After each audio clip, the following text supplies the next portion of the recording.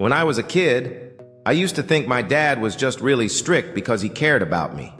He worked long hours and was always tired, so I told myself his anger was just stress.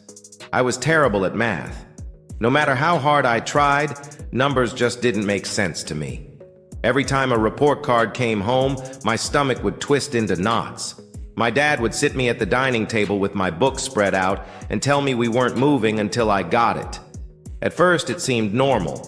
Parents help their kids study, right? But as the hours dragged on, his voice would get louder. If I made the same mistake twice, he'd slam his hand on the table.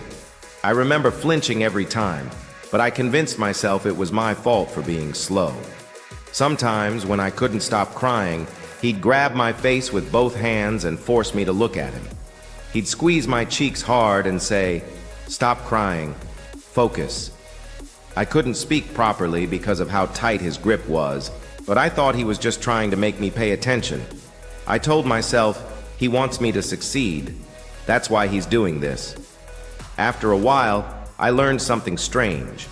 If I went quiet, completely still, he'd calm down faster. So I trained myself not to cry, not to react, not to feel. I thought that meant I was becoming mature.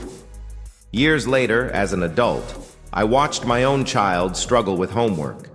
I felt frustration rise in my chest, and then fear, because I suddenly understood how much force it takes to hold a child's face like that, how intentional it is, how easy it would be to stop if love was really the reason.